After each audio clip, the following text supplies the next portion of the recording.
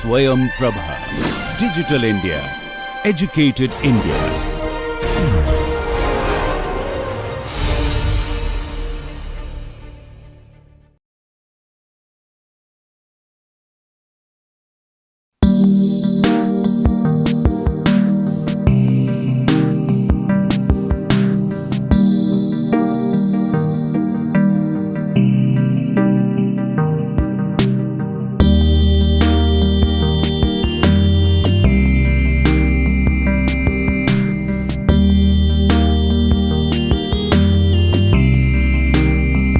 I welcome you to this lecture on flow through porous media.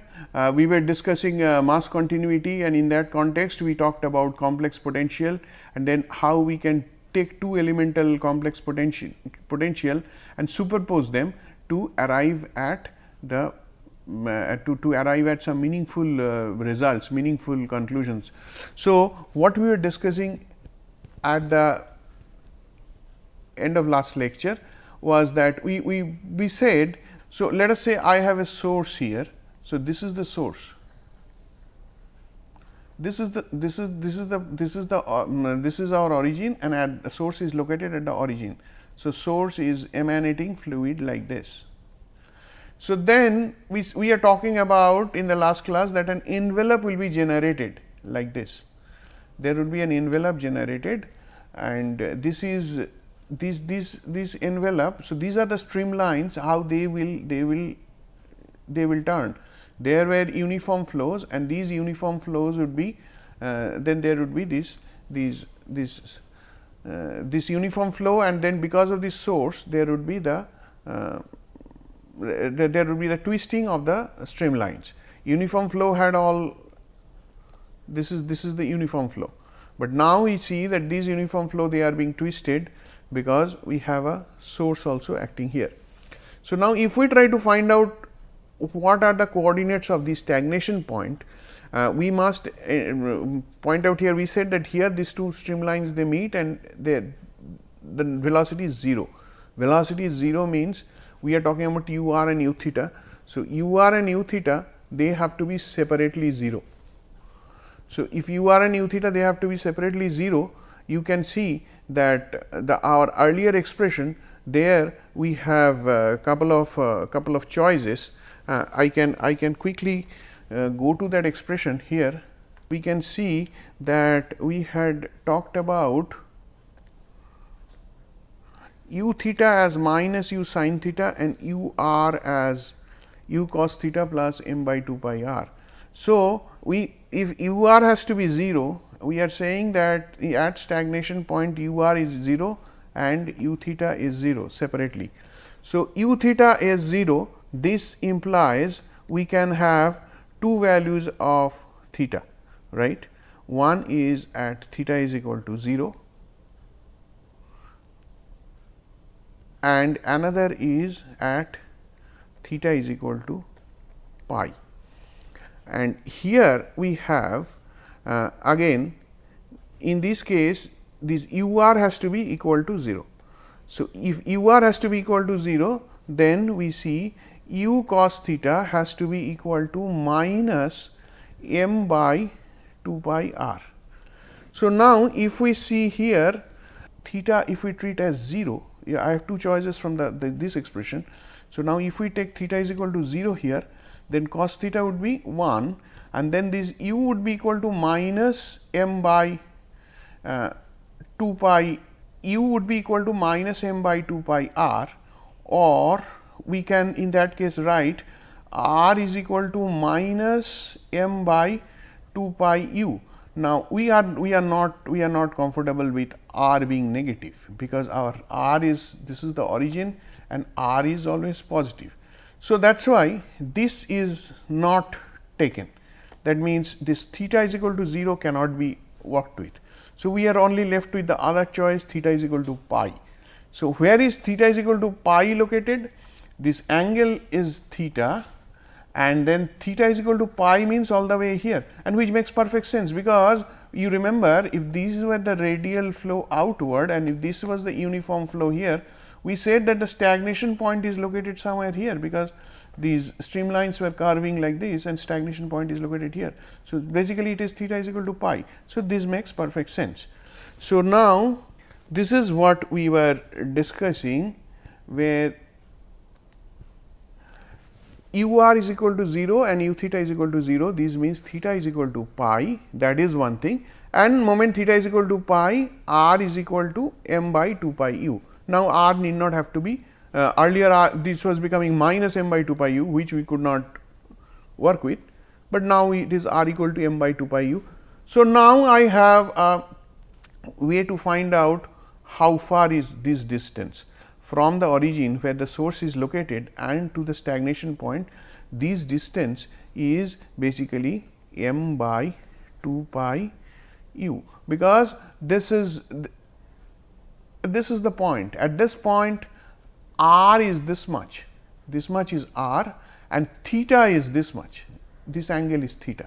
So, at this point r is this much is r, and the theta is 2 pi. So, that is exactly, so this r is m by 2 pi u. So, now we know that at m by 2 pi u distance to the left, there would be this stagnation point. Now, m by 2 pi u, what is m? M is the strength of that source. M is called strength of that source, which is volumetric flow into the source, volumetric flow rate into the source, into the source divided by depth of perpendicular to the screen, right. So, this, and what is u? U is the uniform velocity that which you are submitting it to. So, now you have basically two parameters here. One is the strength of that source, at what flow rate you are putting in fluid here in this at the origin as source, and at what rate the fluid is flowing in the x direction. So, this u is already there, m is already there. M by 2 pi u is the distance at which you would see the stagnation point. And now, if you want to find out what is the body streamline, that means these are called body streamline, the streamline that follows the this is the envelope, all the streamlines are within this. So, this streamline has to, so you think of it, one line was coming. So, the next one was following this, the next one on the lower side is following this, and the middle one is going there and that is blocked. So, this streamline, so this is basically this is a streamline, this line has come all the way here and traveling, and since there is a symmetry in the problem, we can only focus on the upper half, considering this to be just the mirror image. So, if I just look at the upper half, this is basically is referred as body streamline. So, this body streamline which is passing through the stagnation point, you can write this psi body streamline, that is equal to u into m by 2 pi u sin pi plus what exactly is happening here? We had what was the psi earlier we worked with. If you recall what we worked with as psi at that time was what was the psi at that time? U r sin theta plus m by 2 pi theta.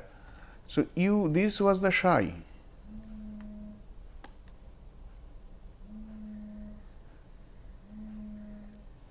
U r sin theta plus m by 2 pi theta. Okay. So, this is the equation. So, here if we put theta is equal to pi, what do we get? Then psi becomes equal to u r and sine of pi plus m by 2 pi into pi. So, when so this is the equation for the stream function. So, now if we go to this expression here, we see that u into m by 2 pi u into sin pi, right, u r sin theta plus m by 2 pi theta. That is what we learnt as psi. Now, instead of theta we are putting it as pi, and instead of r we are putting it as m by 2 pi u. So, u into m by 2 pi u sin pi plus m by 2 pi into pi. So, that becomes equal to this pi and this pi will cancel out, and sin pi is equal to 0. So, you are ending up with psi for body streamline has to be equal to m by 2. So, that means, when we talk about this upper symmetric half and when we are talking about this particular streamline which is called body streamline. So, every streamline has some stream function value, right. So, this is at some psi value, this is at some other psi value, because along the streamline the stream function has to be constant. Now, for this body streamline the value of stream function is m by 2. So, now if at any point, let us say this point will also have this same stream function of m by 2, and let us say this we are referring as at any point we are referring these as rs, which is the radius on this streamline. So, rs, and let us say this angle is referred as theta s. So, then in that case we can write these rs is equal to m by 2 pi u pi minus theta s by sin theta s. How we are ending up with this? We are writing on one hand psi is equal to m by 2. So, this has to be, this psi has to be satisfied for this point, for this point, for this point, any point on these streamline. So, let us say I picked up this point. So, this point the psi is supposed to be what? Psi is supposed to be u into m by u into, sorry, one second. What is the psi at this time, at this place? It would be u into rs sin theta s plus m by 2 pi into theta s. That is supposed to be the value of the stream function here, and now I am forcing it that I have already seen that this psi is equal to m by 2. The stream function for this particular streamline is m by 2, and for any arbitrary point, if this is the equation of the stream function that we have already seen earlier, so that has to be satisfied. So, what that means is what is the relation between rs and theta s we must satisfy if psi everywhere has to be m by 2 for this particular streamline. So, then m by 2 has to be u into rs sin theta s, m by 2 pi theta s. Now, this is the rs theta s combination we have. We could have this point, then we will have some r theta, either we can have this point, we will have some r theta, we can have this point, we have theta as 2 pi and r as m by 2 pi u. So, all these the stream function has to be m by 2. So, by equating this we can find out rs is equal to m by 2 pi u pi minus theta s divided by sin theta s. If we equate this to m by 2, then if we simplify this, what we have is u rs u sin theta s, that is equal to m by 2 minus m by 2 pi theta s. So, if you now work with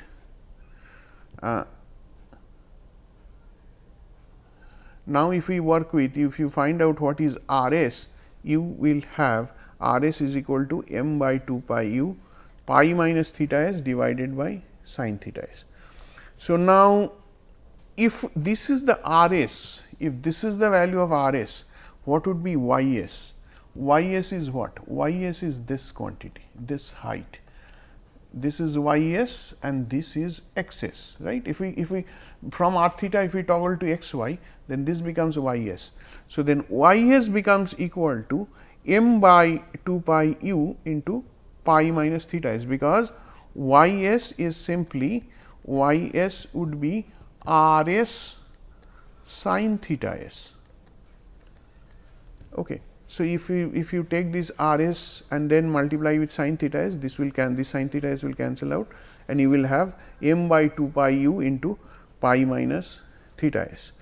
So, you can find out here if this is the y s and if this y s comes to this, y s is m by 2 pi u into pi minus theta s, then how much would be the y s for this point, how much would be the y s for this point and how much would be the y s at infinity.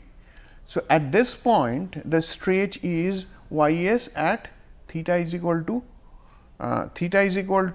90 degree, theta is equal to pi by 2.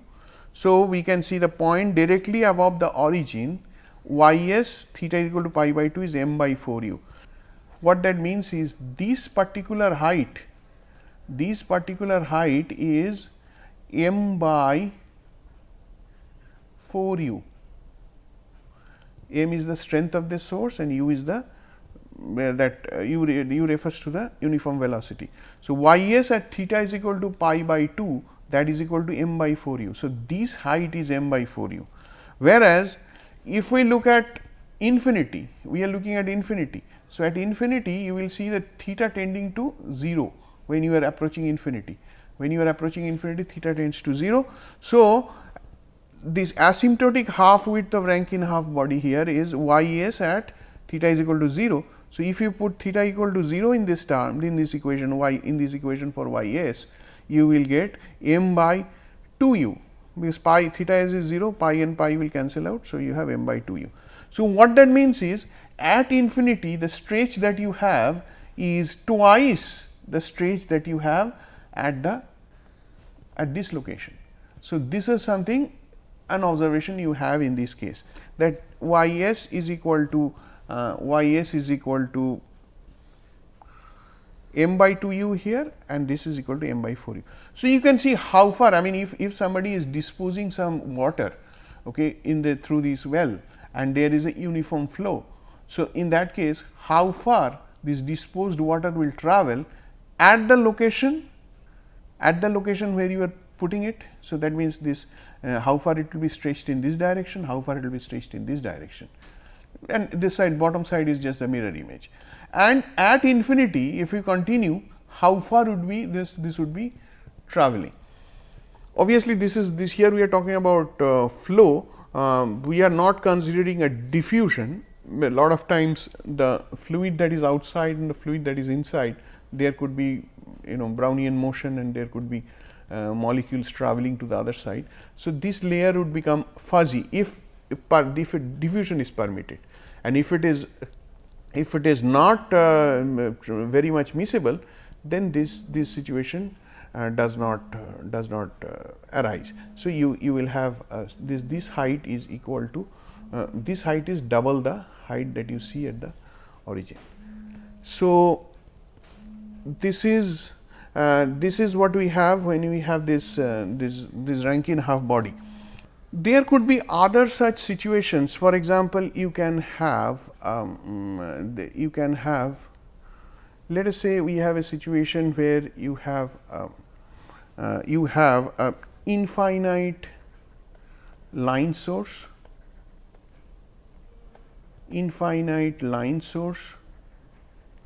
and you have a sink, you have a well from which you are drawing fluid. Okay, so, here is an infinite line source, maybe a river, maybe some line source is there, and here you are drawing the fluid at this location, and this is a porous medium. So, if we try to find out what would be the stream lines and what would be the velocity, how much would be the flow rate and all these things. So, in that case you would be doing, what you would be doing is generally what you do here, this is a sink, this line source is not sink, we can understand, that is m by 2 pi ln z, here it that be a shift. If you put this as the origin, then z minus z 0 has to be considered. But this infinite line source, generally this infinite line source is not considered. Instead, you put a mirror image here. If this distance is d, then at d distance from here, that means here you put a source. You put a source at d distance from here, and then you consider these the flow from source to sink. So, what would be the flow then? From source to sink there would be a flow like this.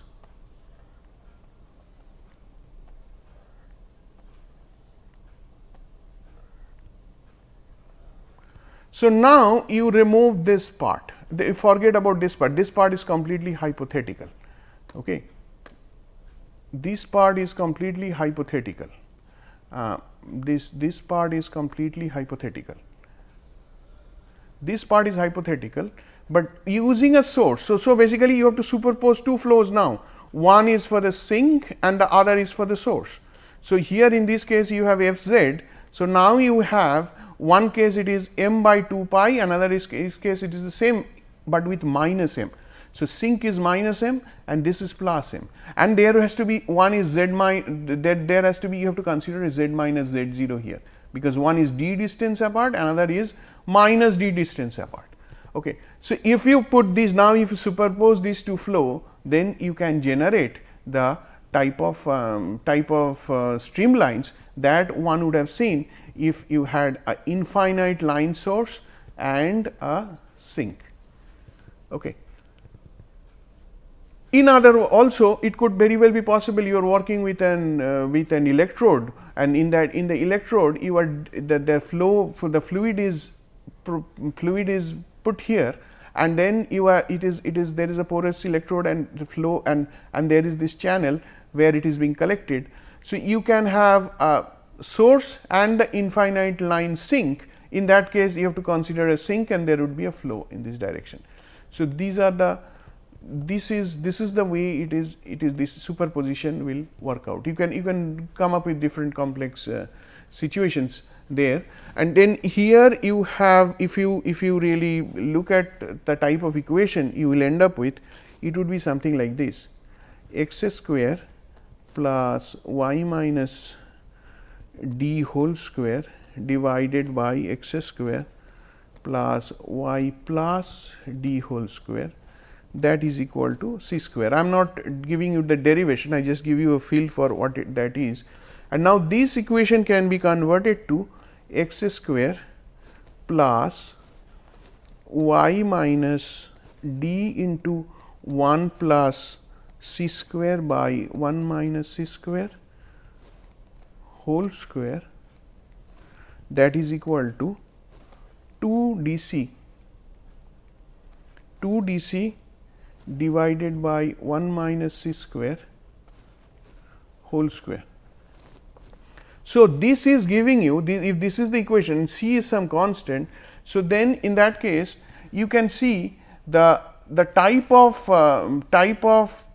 streamlines and potential lines that are being generated because of this is. So, this is the equation for potential lines.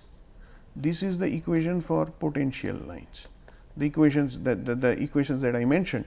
So, the potential lines in this case would be then circles, but circles with origin being shifted as I change c. C refers to c phi is equal to phi 1, phi 2, phi 3 like this, right. So, the c will also change, c 1, c 2, c 3. So, what you would see is that as it is changing, you will see that you are looking at the potential lines are like this. These are the potential lines in this case, and the potential lines will have the radius of the circle is this. Radius of the circle is 2 dc by 1 minus c square, and the origin of these circles that defines these potential lines is this quantity 1 plus c square by 1 minus c square, d into 1 plus c square into 1 minus c square. This term is this is the origin of the circle shifted from our reference point. So, this is how these. So, you will have circles. So, as you go, these circles, they will not have the same origin, the origin is being shifted, and the radius also being shifted. So, you will have these are the potential lines, and streamlines will be perpendicular to this. So, one can work out, and then finally with these information, because basically potential lines are same as isobaric lines. The pressure, it is basically the lines along which the pressure is constant, but if somebody when they worked with this, they found that Q in this case, Q is total flux for total flux from the line source to the well, the total flux is given as 2 pi k P minus P w divided by mu ln 2 d by R w. R w is the radius of the well, d is the distance between the line source and this sink, and P is the equilibrium, P is the pressure far away. So, sorry, the P is the pressure of the line source, P is the pressure of the line source. So, now the so this is the way you can put superpose two flows and you can generate various situations. These are the analytical way of doing things. One can use simulators for doing the same thing. For example, I can give you an example here of a simulator, which is MATLAB reservoir simulation toolbox. So, it is simulation toolbox. It is downloadable freely, but one needs to have access to MATLAB to run this reservoir simulation toolbox. And MATLAB reservoir simulation toolbox will do similar things. You have multiple wells, you have patterns, and there how the streamlines are, how the flow, what would be the flow at various places. So, these reservoir simulation toolbox, they do very similar things. They have tutorial problems, etc. So, this is other than analytical ways, one can resort to, of course, one can solve these equations numerically. That is one way of doing things, and the other is resorting to reservoir simulation toolbox. So, in this lecture I tried to summarize what all ways one can address the continuity, and what are the ways one can extract all the experience, all the wisdom, all the knowledge people have with the continuity, and apply them in flow through porous media. And get some good visual, get some quick analysis. So, I am going to close this lecture at this point, and I would from next lecture I would be looking at a few other things, not exactly continuity. Now, next what we would do is we would look at the flow equations. We have only talked about Darcy's law. If there are any other way to explain flow through porous media, so that we will get into that, but in 2 dimensional, 3 dimensional cylindrical Cartesian. So, that part I think I have given you a good enough of exposure. So, that now you can carry on with this and try to solve these equations numerically, or get to this MATLAB reservoir simulation toolbox, or there are several other, in fact, petroleum engineering and reservoir engineering, hydrology, there are good number of simulators available to simulate this kind of flow. So, this is all I have as far as the continuity mass continuity section is concerned. Next, I will be talking about all the fundamentals of all the other alternative to Darcy's law, what all we have. We will get to that now from the next lecture. So, that is all I have for this lecture. Thank you very much.